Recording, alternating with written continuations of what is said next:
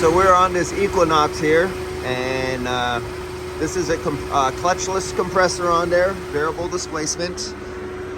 This has blades on it, and they're all closed. They're blocking flow over the condenser right now, and the radiator doesn't need it for emissions control. We are running at 38 degrees Fahrenheit out the dash. We're around 149 psi on the high side. It's a cold morning. It's only 48 degrees or so.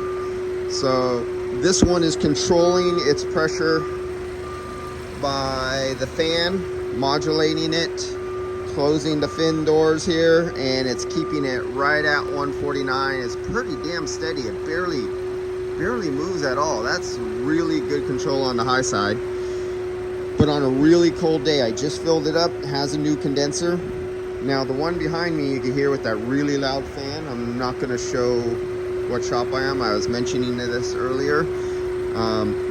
They do their own R134 here, and he has that thing way overcharged. They just charged it up, and they can't figure out why the fan is wailing like that. If you can hear behind me, let's see, I'm trying to make the sound ricochet and come off my hand into the thing. You hear that loud fan back there? So that's because the high pressure switch on that vehicle is set at 270, and it has the fan on over at high speed trying to control the head pressure. But even with the fan at high speed on a 48 degree day, it cannot bring the pressure down below 270 psi.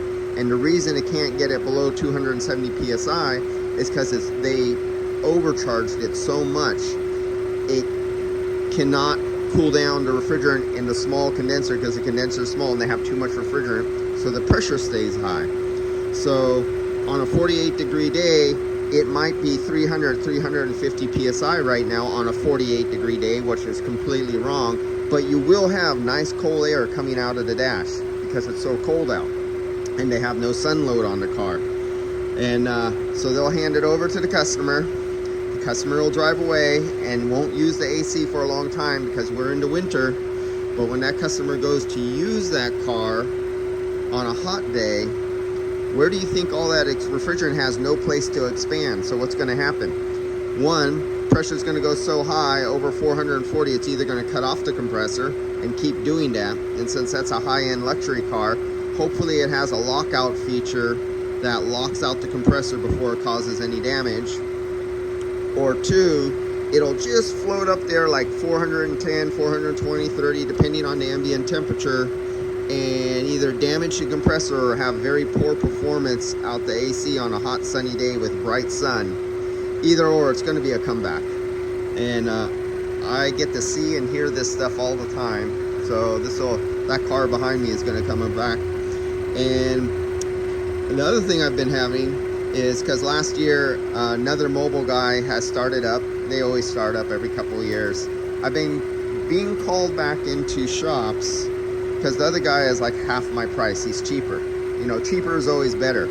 And after 2 or 3 attempts of him trying to get the car to work right, I've released a couple of videos of really high percentages of air mixed in with cars. And it's these shops that started using the guy who's cheaper, and then the vehicles are having some air conditioning problems, and I get called in and I put my refrigerant analyzer on it and finding contaminated refrigerant and lack of performance problem.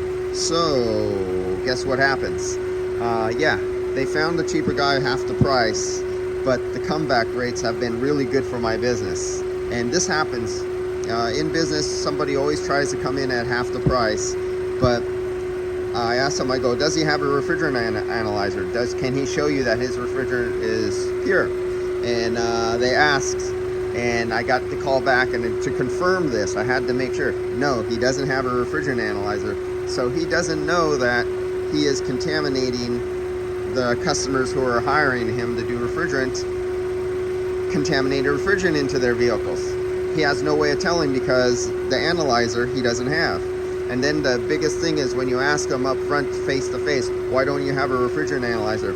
Oh, because that costs $3,000, that's too much. I go, but then it's okay to contaminate refrigerant and charge back into cars, new cars, contaminated refrigerant, and you don't even know that they have a high percentage of air in them, and you don't even know they're cross-contaminated with other refrigerants. And they go, but they don't want to pay the high price, so that's okay. Really, that's okay. So you charge half the price, you screw over the customer, do it wrong, just because they don't want to pay the price. That's a very interesting concept of business there, don't you think? Okay guys, I'll see you later, but some of these people in business are really, really interesting characters.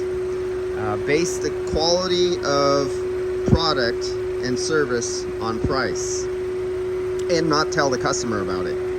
All right, I'll see you guys. Adios. And this one behind me is going to be a headache for them. See ya.